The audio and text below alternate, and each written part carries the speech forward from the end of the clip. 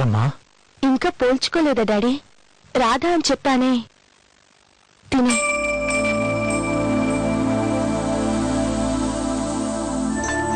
రాధా మా బామ్మ, నాన్న, అమ్మ, చెల్లి.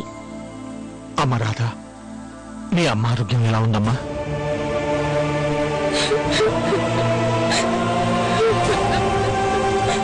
రాధ వాళ్ళమ్మ చనిపోయారు నాన్న.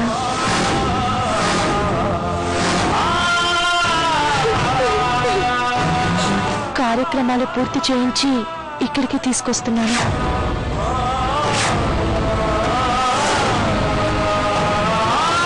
ఏడవకూడదమ్మా, నీకు మేమంతా ఉన్నాంగా, ఇంకెప్పుడు ఏడవకూడదు.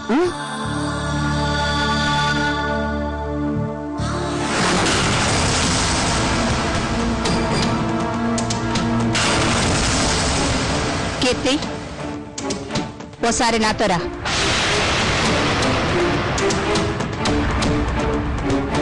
ఇంట్లో పెళ్లి పెట్టుకుని మైలుతో ఉన్న వాళ్ళని ఇంట్లోకి తీసుకొస్తావా? ఆడపిల్లమ్మా, ఎవరూ లేరు, అలా నడిబీతులు వదిలేసి రమ్మంటావా? నేను అలా అంటలేదే, వేరే ఎక్కడైనా. అమ్మా, ఇలాంటప్పుడు నలుగురు పక్కనుంటే దాని కష్టం త్వరగా మర్చిపోతుంది. అందుకే తీసుకొచ్చాను. శాస్త్రాలు శకునాలు అనేవి మనం సృష్టించడమే కాని అవి మనల్ని సృష్టించలేదమ్మా. ఆగరా, ఎక్కడి నుండి మాట్లాడవేంటి? ఎక్కడికి వెళ్ళావు? కీర్తికి తెలిసిన వాళ్ళు ఒకళ్ళు చనిపోయారు. తనకి నా అనే వాళ్ళు ఎవరూ లేకపోతే నేను వెళ్ళి తలకొరువు పెట్టొస్తున్నాను. తలకొరువే? తలకొరువు పెట్టడం ఏంట్రా? 4 రోజుల్లో పెళ్లి పెట్టుకుని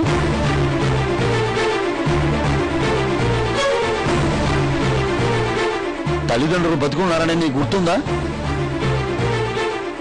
ఊళ్ళోని అనాథ శవాలకు తలకొరువు పెట్టానుగా మేము నిన్ను కంది. ఈ పెళ్లి ఏమవుతుందో అని మేమందరం ఎంత టెన్షన్ పడుతున్నావో తెలుసా? అసలే జాతకంలో దోషం. నువ్వు తప్ప ఇంకెవరు లేరా కొరువు పెట్టడానికి? చూస్తున్నారా అనసూయమ్మ గారు? ప్రతిసారి మనవడు అని వెనకేసుకొచ్చారు కదా, వాడు ఏం చేశాడో చూడండి.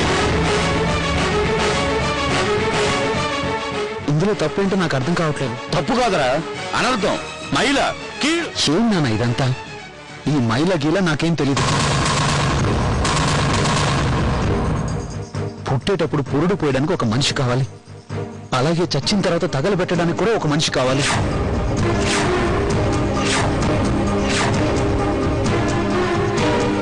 అయినా నువ్వే చెప్పావు కదా నానమ్మ, అనాథ శవానికి తలకొరువు పెడితే 1,000,000 జన్మల పుణ్యం వస్తుందని. అదే చేశాను. ఈ మధ్యే పాపం తల్లిని పోగొట్టుకుని ఒంటరిది అయిపోతే మన కీర్తి ఇంటికి తీసుకొచ్చింది. ఏంటి ఈ మధ్యనా? ఎన్ని రోజులైంది? మొన్నే. ఏంటోదినా, నీ మైండ్ ఏం పనిచేయట్లేదే ఏంటి? కీర్తి ఏదో తెలుసు తెలియక తీసుకొచ్చింది, నువ్వెలా ఒప్పుకున్నావు? పసుపు బట్టలతో మైలు బట్టలు కలవకూడదే తల్లి. పోయిన జన్మలో ఎన్ని పాపాలు చేసుండకపోతే ఇంత చిన్న వయసులో తల్లిదండ్రులు పోగొట్టుకుని ఉంటుంది.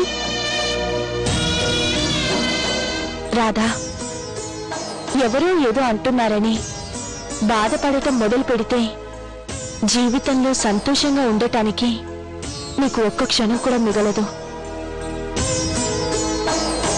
నిన్ను ప్రేమించే వాళ్ళున్న ఈ ప్రపంచంలోనే నిన్ను ద్వేషించే వాళ్ళు కూడా ఉంటారు. మంచివాళ్ళు, మన అనుకున్న వాళ్ళు, మనల్ని ప్రేమించే వాళ్ళు మనల్ని అర్థం చేసుకోకపోతే పట్టించుకోవాలి, కానీ ఎవరో ఏదో అన్న మాటల్ని పట్టించుకోని అవసరం లేదమ్మా. ఏ కష్టమైనా నీ దగ్గరికి రావాలంటే అది ముందు నన్ను దాటి రావాలి.